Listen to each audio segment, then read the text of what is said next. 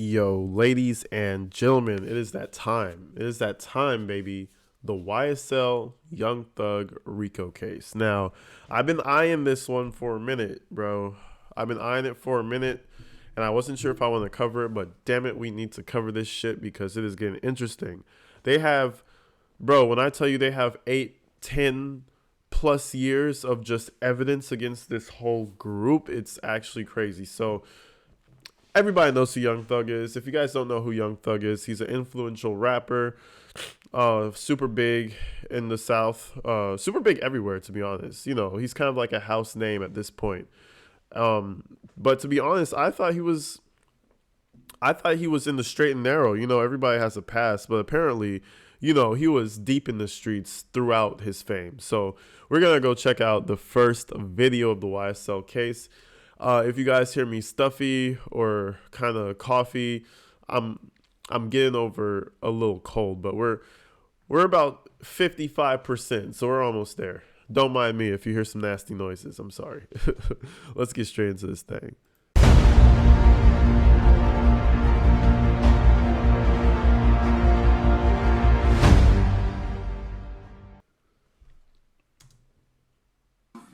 Who are you calling as of today? I think you had Gaither, Underwood, and Dennis. Is that correct? Former investigator Dennis Strong. Okay. All right. Is that who you want to call at this point in time? Dennis. Yes, All right. John. All right. Then let's summon investigator Dennis, please. Hey, bro. One thing I would say though, Young Thug gained some damn weight, bro. I don't know. Now, I always say, what is it with people gaining weight in prison? What is it with people gaining weight in prison? I always say that, but yo. What I tell you, this man gained some weight, like on another level. This is like right now, but I'm going to throw up a picture. The man at this moment in time looks like he's at least 30 pounds bigger than he was. He was a skinny dude. I was talking to my sister about it. And she told me, yeah, he's not on all the drugs no more.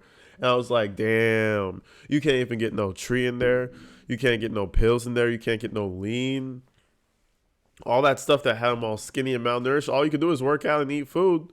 Your boy's getting big, and I'm wondering if he's preparing for violence, you know what I mean? Preparing for the prison life, or if he's just trying to keep his mind occupied, get healthy, get himself right. But, shout out Young Thug, man, shit, because never in a million years will I think that there would be a YSL Rico case for an artist like Young Thug. I thought he was purely the art, And then when I first heard about it, I was like, oh, this is probably from his past. No, this is shit during his fame. That is crazy. What opinion he is going to offer in the trial of this case. And I'm going to reiterate what Mr. Steele and Your Honor already knows from Harris. Harris references Rule 16. My other question is, why does every high-powered attorney seem to have a fucking ponytail? There was another trial I was watching. The attorney was bald as hell and had the fattest ponytail at the back. I'm like, bro, are you trying to be swaggy? Is this swag or like what's going on? Cut that ponytail, dog. Federal rules of that. The federal rules of criminal procedure requires a report. Yes, sir. So, and getting a summary on the 16th, when I believe today. Hey, I ain't gonna lie. He actually is kind of swaggy with those 3 ponytails at the back. Hold on now, with the tie pin, the purple tie, the pimp ponytail. On the 16th. Look at that. He got 3 ponytails in that bitch. Stop playing with Unc. Stop playing with him. Hey, but personally, if I saw him and they're like, yeah, he could represent you, I'd be like, nah. Just by his appearance, I'd go for the lawyer with the clean cut, to be real. I don't know. That shit. Call it a stereotype, but I'm like, nah, bro. You don't seem serious enough.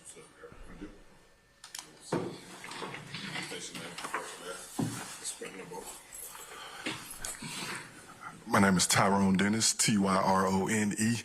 Last name Dennis, Dennis. Tyrone Dennis. Good afternoon. Former investigator Dennis, how are you? I'm good, how are you? I'm well, thank you. Would you please tell the court and the parties here where it is that you currently work? I'm currently the Director of School Safety for Rockwood School District in St. Louis, Missouri. What are your responsibilities as the Director of School Safety for the Rockwood School District? I report directly to our superintendent. I'm over 32 schools. I supervise 17 police officers. Safety measures for the entire district, keeping students safe. Okay. And what does providing safety requirements for the school district entail? Intruder safety, training, physical safety for the actual buildings, supervising the school resource officers to make sure that they are keeping the schools safe in their roles every day. How long have you worked there? I'm in my 4th year. Prior to working with the Rockwood School District, were you employed by the City of Atlanta Police Department? I was. What was the last position that you held with the City of Atlanta Police Department? I was a detective in our gang targeted enforcement unit. I also served with the Oh, okay. So he's a school guy now. He's a school security technician. He does all that higher up shit. You already know he left the gang unit so he could get that pay raise. You already know he came in here with the earrings. You know them's a real diamond. Stop playing with him, swaggy. He was like, yeah, the gang investigations was fun, but that paycheck is about to put me in a different tax bracket. I would think that being a district police officer guy, I forgot what he called it, I would think that that's a more boring job. You know, like there's nothing much happening. You're not getting shot at. I mean, me as a cop, bro, I'm trying to fucking get into the action. Like, live, die, or get super injured. We're trying to get all the adrenaline. We try and bust down all the, you know what I mean? I'm trying to get all the action. So I'm assuming he probably got family now or some shit, or that pay raise is going crazy. ATF for almost 6.5 years. Okay. So let's start with the gang targeted enforcement unit. Mm-hmm. Would you explain to the court and the parties here what that is? I joined the gang unit in 2013. My role was to monitor, document, and prosecute gang cases. Now, I'm not going to keep pausing, but I think they said that the case was running from 2013 or 2012 up until now. So let's do a little math. 14, 15, 16, 17, 18, 19, 20, 21, 22. Dude, that's almost a fucking decade. That's almost a decade of documenting a gang. So you know they wanted this guy bad. And they were like, we'll be patient. We'll be patient. And they got, when I tell you they got everybody.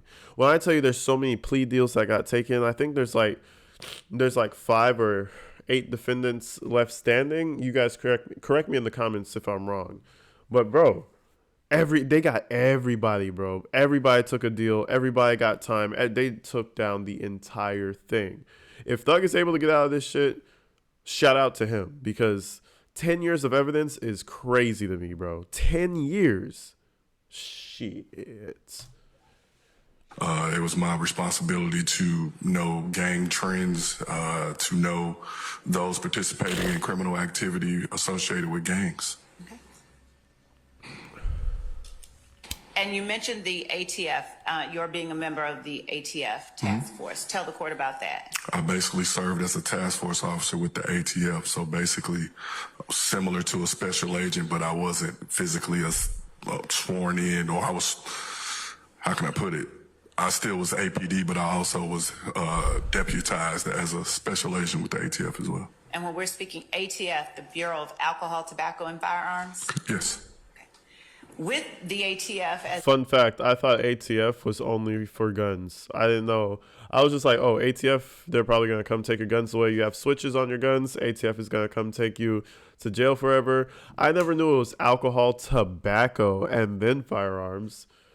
Only time I ever hear about ATF is just guns. as a task force agent, what was your main focus? Gangs and guns. Okay. See?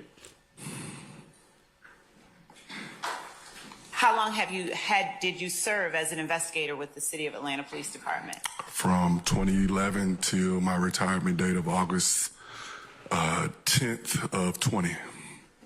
Prior to 2011, and was that in June 2011? Say it again. Yes. Prior to 2011, where did you work within the police department? I was a patrol officer. I worked for Zone 5 for 6.5 years. I was a beat officer in the old 4th Ward Boulevard area. As a beat officer, did you have any opportunity to interact with the community? Every day. Right. Prior to joining the Atlanta Police Department, what did you do? Went to college. And what was your major? I majored in criminal justice and sociology. Right. Bro was born and bred to be an officer. Born, raised, and bred. Shit. From college. Shit. Oh, my nose is itchy. Hold on. Oh, this is so not fun. Oh, shit. I'm a little sick, y'all. But hey, it's not going to keep me from making the damn videos for y'all. Stop playing. I took 2 days off and I was mad about it. I was like, man, I haven't uploaded a video for 2 damn days. What the fuck? So I'm doing it. I'm doing it, baby. Shit. It feels unnatural not to upload.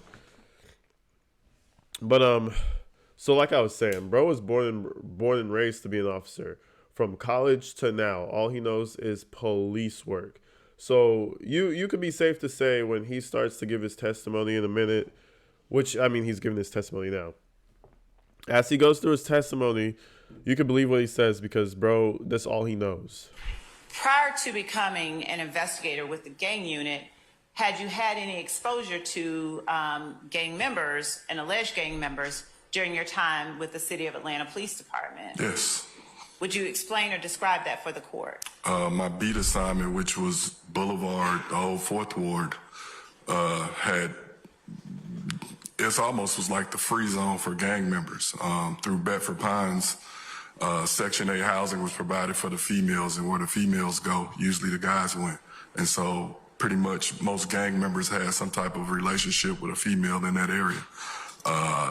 Over the course of being a beat officer, you would see graffiti, have interaction with different individuals, and Have interaction with different individuals. with different individuals that either live there or sometimes we would have domestic disputes, different things like that. And a lot of the stuff that I learned about gangs, I didn't just learn when I became a police officer. Where did you get your first education into the world of criminal street gang activity? The west side of St. Louis, where I was raised. Okay. Now, what type of, and when you say that wasn't your first exposure, what type of exposure or education did you have in gangs growing up on the west side of St. Louis? The neighborhood that I grew up was gang infested, drug infested. And once the movie Colors came out in 88 or 89, the entire St. Louis was flooded with gangs. And so at that time, I was probably 10 years old. I had to know about gangs and gang culture. It's crazy how a movie could even influence a whole area. I guess it's just inevitable, but it's crazy how influence is so real, bro. That's crazy. He said that as soon as the movie Colors came out, there was a problem everywhere. That is crazy. Yo, everybody, for an assignment, we gotta go watch Colors. I might throw it up on stream or something. What is Colors about? I didn't see it. And once the movie Colors came out in 88 or 89, the entire St. Louis was flooded with gangs. And so at that time, I was probably 10 years old. I had to know about gangs and gang culture and what to wear and what not to wear and where to go and what not to go for survival. And so through early on, I learned what a Blood, what a Crip, a gangster disciple, and so forth and so on.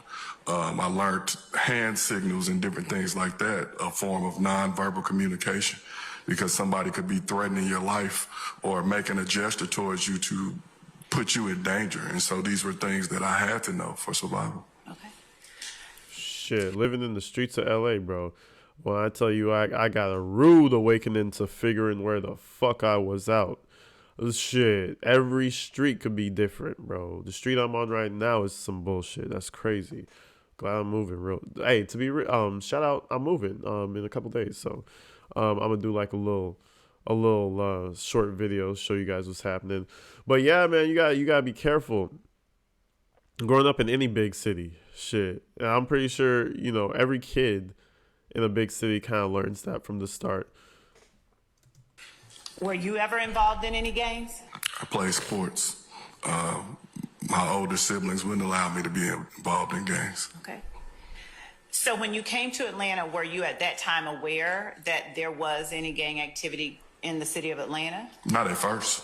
When I first got here, BMF was starting to go down. What is BMF? Black Mafia family. And when you say starting to go down, what do you mean?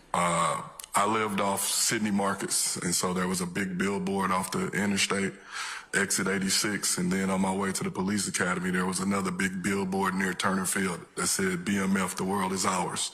And my first night in Atlanta, I got introduced to who BMF was. I was at Club Visions, and I seen all these guys popping bottles and so forth and so on. And that's when my education on who BMF was. That was the only gang pretty much I was familiar with at first. Once I became a patrol officer, it wasn't, you had groups of guys that kind of hung out together, but it probably wasn't until 07, 08, I started seeing stuff that looked like home, gang graffiti. And knowing on what I already knew, I'm like, what is that doing here in Atlanta? I didn't think gangs wasn't prevalent in Atlanta like that. It's actually crazy how BMF, they knew they were like the most illegal enterprise. I'm talking about, what's his name? Shit, I forgot his name. That his Big Meech. Now his son Lil Meech is running around trying to be Mr. Gangster. Bro, you an actor. Chill out. But anyways, it's crazy how Big Meech and the whole group was just publicizing it. BMF, the world is ours. Black Mafia family. This is not even like, you're not even trying to say, oh, this is a little record label. We just, we doing our little thing. Bro, you're blatantly telling the world, living it to the fullest. Like, where did all this money come from? I mean, I feel like they could have moved a little bit smarter. They probably would have lasted a little bit longer, but shit. Yeah, I think Big Meech is put away forever. I think. Correct me if I'm wrong, but I don't think he getting out anytime soon. And you mentioned BMF. What did that stand for? Black Mafia family. Okay. So you mentioned in 07 and 08, you started to see things that looked like home. Mm-hmm. Where were you working during that time? Zone 5, Atlanta Police Department. Okay. Did you have responsibility for investigating any of that activity, or did you just observe it? For myself, I was fascinated with it myself. And so I wanted to know if it was real or not, because Atlanta wasn't viewed as a gang city. And so I started doing my own kind of homework and getting to educate myself. I had an interaction with an individual who enlightened me about a gang operating within my beat, Bird Gang. And as he enlightened me on Bird Gang, he would give he basically was in custody. And as we talked. Oh, he was a snitch. I had an individual talk to me about a gang called Bird, bro, in custody. Man, when you're in custody, man, you'll say some crazy things. You'll talk to the police like they're your mother. You'll talk to, what do you need to know? Get it off my chest. What can I do to reduce this time? And I can't even judge him, bro. I don't know what I would do in that position. But secondly, I'm not a gang member, so shit, I'll tell you what you need to know to cut me some time. I don't give a fuck. But with them, there's a whole code of honor, don't snitch, right? Shit, everybody snitches, bro. Everybody snitches. He would give a nickname, and I basically created a beat book identifying individuals that was associated with this specific gang. That became my everyday. When I would go on a call or other people would have interaction with them, I basically cataloged them long before I even knew about a gang unit or anything. I became a source of information for the detectives. Or if there was a robbery or something, they would reach out, hey, talk to Dennis. He's got a beat book with individuals documented in there with different tattoos, different whatever. Eventually, fast forward to, I think, '09 or 2010, Chris Markel Bennett was kidnapped. And when he was kidnapped, my supervisor had me reach out to the lead detective, Detective Murdoch, who worked homicide missing persons. And when we actually met at the King Center, and when we met, I basically brought my beat book, showed him all my stuff, and was telling him about this gang. And he looked me in my face and said, "You watch too much TV." Yeah. And of course, at the time, I'm like, okay, whatever. I'm kind of offended. Okay, fuck about you. A week later, he reached back out to me and he said, "I want to apologize to you." And I was like, "For what?" And he said, "Because everything that you gave was spot on. And if you didn't tell us this, we wouldn't know anything about it." And so at that point, he put me in to go to Apex. What is Apex? He was like, "You watch too much TV," because your boy Dennis was pumping that information. It was probably a big ass, deep ass book. And after the third page, he was kind of like, "All right, bro, this sounds like your little scrapbook, Brody. You watching a little too much long crime television. You watching, yo, that's crazy." And it always takes the person within it to say, "Fuck this shit." Like, don't like crime and go completely against it. And you look like them, you talk like them, you infiltrate, and you take it down. That's crazy. But so pretty much he was the start, I feel like, to the downfall of YSL. I'm not gonna lie, because I'm pretty sure there was some gang activity in Atlanta, but he was the one who exposed it. And obviously, you see somebody like Young Thug or YSL involved, you're gonna go for them. Apex was the spinoff of Red Dog. And what was Red Dog? Red Dog was basically running every drug dealer out of Georgia created during the crack epidemic to target drug dealers in housing projects and so forth around the city. Okay. I knew what Red Dog was from Freaknik. Growing up in St. Louis, people that came to Freaknik would talk about the Red Dogs, and they don't play in different stuff like that. Okay. When I came on Atlanta Police Department, they still were in existence, and but they were subsequently disbanded after the Eagle Raid. Once they were disbanded, they created Apex. Apex would be similar, but they would have an investigative arm. And so Detective Murdoch actually put my name in to go to Apex. I usually worked by myself, so I wasn't used to working with other officers and things like that. So when he initially said it, I was kind of standoffish to it. Mm-hmm. So, but did you become involved in Apex? Did you work? I actually got reassigned to Apex for 6 weeks. Okay. And what were your responsibilities while you were assigned to Apex? Target criminal enterprises and try to see if I can build cases. But I wasn't there long enough to really do anything. Okay. Now, from Apex, is that when you went into the gang unit? No. So 6.5 years on patrol, got assigned to Apex for 6 weeks. Then I made detective. And from detective, I got assigned to Zone 6 criminal investigation. Bro, you mean to tell me after 6 years of being a beat cop, you could be detective? I guess that's almost a decade. 6 years and then detective, though? I feel like that's a jump. Like, holy shit, bro must have been out here doing his thing, bro.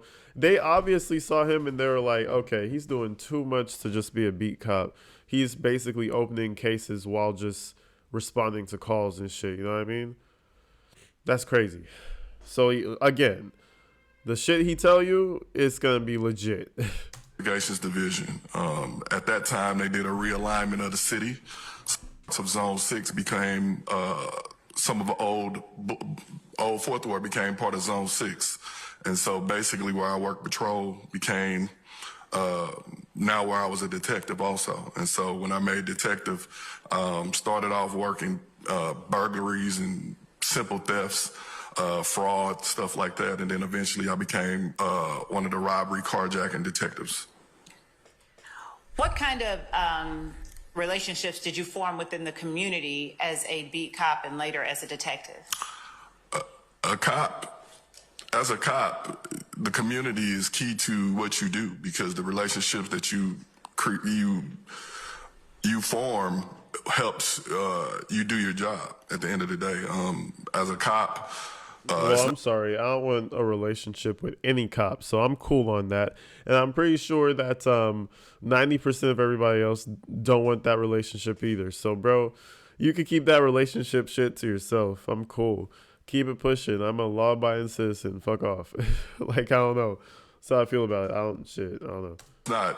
I'm only there for 40 hours a week, and the streets talk, and you have to know how to receive it. And so for myself, I knew everybody. I knew every elderly lady, every homeless person. I knew the store owners. I knew the dope boys that stood on the corner. Because working Boulevard, it was very different. People think Boulevard was just one set, and what you later found out was it was people from all over the city that came to the area because of the females. Bedford Pines is probably the last standing housing project in the city. And through Section 8 housing, they would provide housing for the females who had a child. And so you would see guys that come from all over the city, or we would have different interactions for whatever reason in that area. Yeah. Pussy is power, guys. Pussy is fucking power. Like, shit. Half the things they got caught up for is probably from pussy. Not going to lie to you. You got guys coming from all over the city to the Section 8 housing to get some. You know what I mean? That's Hey, I can't even say nothing because I've done some trips. I've taken some trips for pussy, so let me not even say anything. But it's crazy, man. Be careful. Be careful of who you're traveling and talking to and all that. Keep that personal shit to yourself, bro. Did you ever receive any formal training on criminal street gangs during your time with the Atlanta Police Department? Yes, that's what Exhibit 2B pretty much is. All right. Would you tell the court, just for the record, to reflect it, what some of that formal training entailed? The first course, Street Gang Identification and Awareness. I took that in July of 2013. What did that entail? How to identify gang members and being aware of trends, clothing, and so forth. Okay. And how many hours was that class? 8 hours. Okay. And that was given by the Georgia Public Safety? Correct. Okay. And going back to the Peace Officer Standards and Training Council post certification, did you have that during your time as a law enforcement officer in Georgia? Yes. And are you currently certified as a law enforcement agent now? Yes, I'm post-certified in Missouri. Okay. What other classes have you taken, formal or informal, on gang? Exhibit 2B basically illustrates we in our gang unit, I basically tried to take any gang training that was offered while still trying to work and do my job. And so anytime gang classes were offered, if we could attend, we would. We would also attend other training with other departments. We would have monthly gang meetings with other gang units in other jurisdictions. I think being a gang is so fucking stupid, bro. And no shade to anybody who's a former gang member or whatever, but I feel like that shit dumb as shit. I completely understand the dope boy. Do your shit. I mean, there's a lot of illegal things that I completely understand, and that sometimes I'm like, yeah, fuck that, fuck the system. But being a gang, what do you shit? What do you gain? A family? They don't give a fuck about you, bro. That gang don't give a fuck about you. And you know what's crazy? Deep insight right here. All them gang members, they don't got no father, bro. So what do? They go and do some gang shit because that's a family. Bro, fuck that. See, the ones who have a father now, if they go astray, do you think they're joining a fucking gang? That shit is dumb as shit. No, they're getting some money. They're selling this. They're doing fraud. They're doing whatever. I'm saying in the illegal side. But if you're gonna join a whole gang, bro, you got some whole mommy issues. You got some mommy daddy issues, and you decide to join this fucked up family. Literally, bro. Because I understand, like, selling weed, selling big time drugs, like whatever. That doesn't mean you have to be a gang member at the same time. That's what's stupid. Shared information. A lot of the times, a lot of our. I guess it's also the power. I forgot that part. It's the power of your, I guess, your area, but at the same time, then you're boxed in. You can't move the way you want to move. So is that really power? Is that really, yeah, you could call shots. 20 people in the room will listen to what you say, but when you want to just go down to the store, you need your 20 niggas with you. So that shit don't make no sense. Gang members in Atlanta migrated to other jurisdictions, and so a lot of times we became help to them to help them with their cases more so than them helping us. So the gang intelligence course listed on State's Exhibit 2B that you received with the Gwinnett Police Department in February of 2016 for 2 hours, what was that? Basically, information sharing on gangs in the metro area. Things Class that you had with ATF in 2000. I was able to see if they. Every year they put on a national conference in California to go over different departments having from share about regular people look at and don't even know that they're being pretty much spoon-fed gang culture. I think Boys in the Hood, Minister Society, Juice, all those different movies that I grew up watching that are prominent in black culture. That was. How many gang investigations have you either led or been a part of during your time as a law enforcement officer? I lost count. I honestly, 50 to 100 or more. Okay. And during that time, you said that you have interacted with either known gang members or alleged gang members. How many of those interactions have taken place either formally or informally during your time as a law enforcement officer? Hundreds. Hundreds? Hundreds. The information that you received from formal or informal confidential informants or from formal or informal interviews with gang members or alleged gang members, did you always take the information at face value, or did you do anything to try and corroborate or every piece of information that we receive, we have to corroborate and do our own due diligence to investigate it. For me, myself, the worst thing I wanted to do was charge or do something to someone that didn't do anything. And so any information that I receive from, it could be a baby mama or the elderly lady on the corner or a gang member, I'm going to look into it to see if it's relevant or to try to understand what they're telling me. I can't necessarily take anything on face value because in the law enforcement and gang culture, most people know that talking to law enforcement can be a death sentence. And so me knowing that, I'm trying to protect people's identity and respect that I have a job to do to not only listen to them, but to try to protect them with the information that they're providing to me. Working as a patrol officer, I've built countless relationships with people from the community. I've been gone almost 4 years. I still get calls from the community because people don't know that I'm either gone or I've built a trust factor with them where they feel comfortable in providing information to me. And what is Clippers and Cops? Clippers and Cops is a nonprofit that I created in an effort to bridge the gap between law enforcement and the community, trying to create empathy between law enforcement and the community. When I would go get my haircut, everybody was equal. And when we were in the barbershop, we would talk about everything under the sun. So I felt, why can't we talk about citizen and police engagement? And so in March of 2018, we went to the same barbershop on Edgewood, and I basically gathered not only law enforcement, I gathered people from the community, gang members, whomever, and we engaged in conversation, and we basically been doing the same thing every third Thursday of the month ever since. Yo, he is tapped in. I already know at that school district he's working for, nothing gets past him. He is tapped in. You could tell, like, his work ethic probably from college hasn't stopped. You know, once you ramp up those engines, you don't want to stop him. That's why I'm making videos now, even though I feel bad. Because at the end of the day, you could be like, oh, I don't feel good. Let me just not do it, bro. That could kill your whole engine. That could, like, at least for me, you got to keep that going. So yeah, he is tapped in. He is tapped in by every means. Did you have an occasion to gain any familiarity with the gang known as IF gang, IF?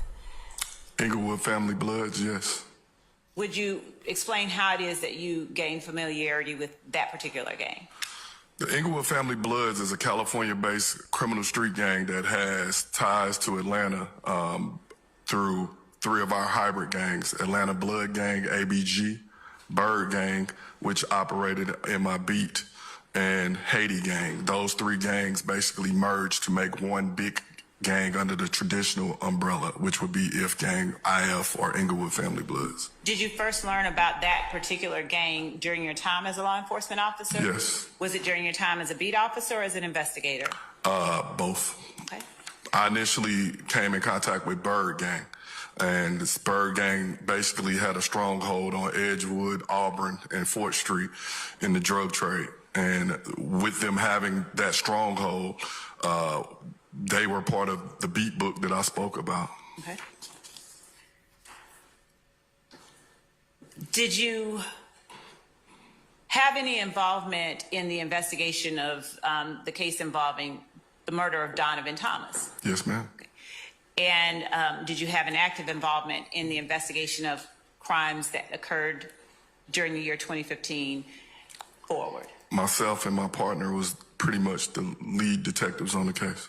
Okay. Oh wow. And when you say lead detectives So on the case, when they were did you have an opportunity? when they're doing all those, supposed alleged killings, right? Because Young Thug is tied to a lot of people. They got Big Nut. They got a few people that, is tied to the YSL gang at least. This is the face. This is the guy who was probably collecting that information for all those years. And it's probably because he was just obsessed with it. Prosecution found her, found her guy, said she's going to make a big break. I don't think this is for her to clear. Her thing is like, oh, we're going to clear the streets of Atlanta. We're going to start here and the rest of the country, this, that, and the other. We're going to rid the streets of Atlanta. I think she just wants that case under her belt. And she met him, probably found out a few things, and she was like, oh, we could really take these guys down. But that's crazy. That's crazy. To interact with suspects and witnesses in any of the cases that occurred during 2015 that occurred after the murder of Donovan Thomas? Yes, ma'am. Did that investigation include investigation into an organization known as YSL? Yes, ma'am. Damn. Have you had an opportunity to interview alleged YSL criminal street gang members? Yes, ma'am. Damn, they were snitching from time. They were snitching from forever. Let me look up Donovan Thomas. That's Big Nut. Hold on. Donovan Thomas. YSL. Yeah, that's Big Nut. Yes, sir. That's crazy. So he was just in the gang shit. He was just observing gangs, documenting. But when that killing took place, when that happened, I think that's when things started going bad for YSL. Do you know how many? Several that's in this courtroom and several that was charged throughout this investigation, yes. All right. Damn.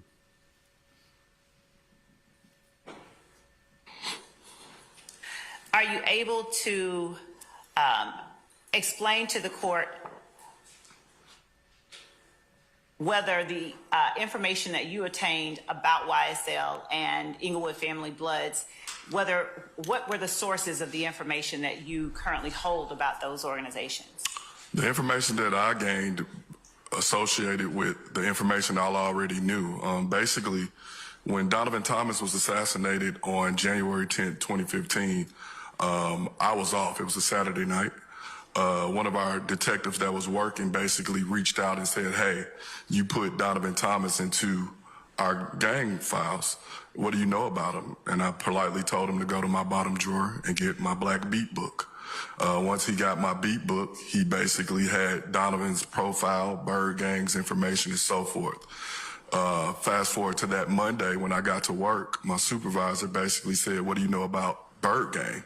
I said, what do you want to know? He said, well, we have a meeting with every federal agency in the city at 2 o'clock. I need you to create a war room. And Operation Planners was born. From that, I had to basically compile who Bird Gang was, who the rival of Bird Gang was, which was YSL, Young Slime Life, and identify those that would be either targeted or suspects in his murder. So let me talk about how you gained the information that you then utilized during the course of those investigations and gained through those investigations. Was that you gained during that time the result of things like cellular phone extractions or jail calls? Could you explain to the court how that aided in your attaining knowledge and information on these particular groups? In investigating this case, we basically were dealing with an all-out war. Every day we were awakened by houses being shot up, people being shot. And so it was our job to mitigate that and stop it. People were arrested. When people were arrested, if they had a cell phone, we would get a search warrant to extract the contents of their cell phone. We would then reach out to whatever social media we could find to try to get their social media contents. If they were in custody and spoke on jail calls, we tried to monitor their jail calls and those interactions as well. People that were taken into custody, we would basically attempt to speak with them. We spoke to family members who were victims. We spoke to witnesses. We spoke to people in the community. We spoke to everybody we could to try to do our due diligence to investigate this case. And have you done that throughout your time as a law enforcement officer investigating gangs when a crime occurs? Yes. And is it always the case that you're speaking with alleged gang members as perpetrators? We've spoken to both. Both, what do you mean? We've spoken to people that are already documented gang members. We have spoken to alleged gang members. We've spoken to people that aren't gang members. We've spoken to their... The snitching, man, it's always the little telltale, man. If you talk too much, you're gonna get caught. And I mean, if you get caught with your phone, it is what it is, right? You can't handle that. But you can't be on the phone in jail talking to your girl about some shit. Like, you can't, like, and people, I guess, just don't care or don't realize that if you start really making money illegally, like major money, the government's going to start looking at you. So you got to make sure you're laying low at the very least, bro. Shit. But I think that assassination is what really made things take a turn for the YSL group. And he's saying that it was a war. Like, there were shootouts every day. Imagine Young Thug is like this big hip hop star, and he's calling hits behind stage and shit. Imagine, right? Allegedly. That's crazy. Free Young Thug, though. Their girlfriends, moms, sisters, cousins, whomever. And are they sometimes victims? Yes. All right. Usually, my saying was today's suspect is tomorrow's victim. Okay. Did these sources of information, first of all, do you know how many cellular phone extractions involving gang information and knowledge that you have examined? I couldn't even put a number on it. Is it in excess of 50? Possibly. Okay. And what about jail calls? Do you know the number of jail calls that you've listened to that have given you insight into gang culture and terminology in... Countless. This wasn't the only case or big case that we've investigated over the years. Okay. Basically, our unit not only dealt with our own cases, we dealt with other units' cases. We dealt with other jurisdictions' cases. We assisted countless investigations. And did that information that you gained from the sources you've named for the court give you insight into criminal street gangs in Atlanta that the general public may have had no knowledge of? Yes. And would you explain some instances or examples of that? A lot of times individuals that were in custody would basically attempt to talk in slang or things like that. Sometimes you would get slang that you may not be familiar with. And so you might have a relationship with someone in the community or this particular community where the crime occurred to help explain to you what that means. Okay. And so sometimes you would have to reach out and say, what does slap mean? Or what does mac and cheese mean? Or the biscuit, get the biscuit out the oven, or whatever it was. You would have to go get clarity for someone else to help you understand if you didn't. I want to know what mac and cheese means. Shit. And we getting biscuits out the oven? What the fuck does that? Shit. Are you getting the chopper? What's going on? Get the biscuits out the oven. What the fuck? Yeah, no. The gang culture is wild, bro. Gang culture is wild. It's a whole, especially the YSL alleged gang, because we don't know. We don't know yet, folks. That shit seemed intricate. Understand the lingo. In gang culture is constantly changing. And so through social media posts, sometimes you'll look at a social media post and quite not understand what someone's saying. Or sometimes they'll quote a song and change the lyrics, change the lettering. Instead of saying I'm on Cleveland, they might say I'm on Bleveland, or things of that nature. They might, instead of saying bricks with a CK, they might put 2 C's instead. And a lot of times, gang members or people associated with gang culture will take the time to do that. And through social media was an attempt to explain or to help share their identity as such. Okay. Now, you mentioned biscuit and mac and cheese. Are these references to food in the situation? To the common eye, yes. But in gang investigations, they could have meant a number of different things. And so it was our job to decipher it, because sometimes you would read some of the stuff and it wouldn't make sense to you until you talk to someone in that life or in gang, has a gang culture that is able to explain exactly what they mean. Gangs is almost like a unwritten, or a lot of the things that they do could be a nonverbal communication through hand signals. I can almost be flipping you off and you not even know it in common. Or I might say something to you, like I might wet you up. And to you might be thinking, I don't need a bath. You got a water. But if I said that to someone in gang culture, they know exactly what I'm saying. I'm going to, wetting someone up can mean I'm going to shoot you, and that's the blood wetting your shirt. Okay. And so those are things that we had to explain to help it make sense. And did you hear those sort of phrases and terminology while you were an investigator with the gang unit with the Atlanta Police Department? I'm going to show you what has already been admitted previously as State's Exhibit number 3.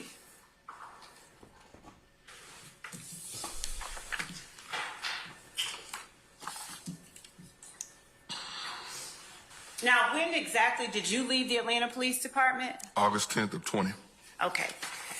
So State's Exhibit 3, having an effective date of August 13th, 2020, was implemented after you had gone. Yes, ma'am.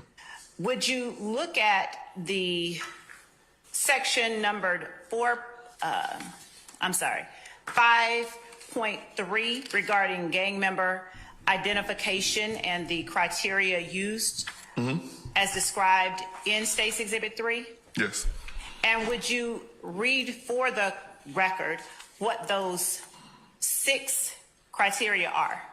Gang member identification is based on the following criteria. 1, when an individual admits membership in a gang. 2, when a reliable informant identifies an individual as a gang member. 3, when an informant of previously unattested reliability identifies an individual as a gang member and is corroborated by independent verification. 4, when an individual resides in or frequents a particular gang area and affects their style of dress, use of hand signs, symbols, or tattoos, and associates with known gang members. 5, when an individual has been arrested several times in the company of identified gang members for offenses which are consistent with usual gang activity. 6, when there are strong indications that an individual has a close relationship with the gang but does not fit the above criteria, he should be identified as a gang associate. Were those 6 criteria in effect at the time you were an investigator with the City of Atlanta Police Department? Yes. Okay.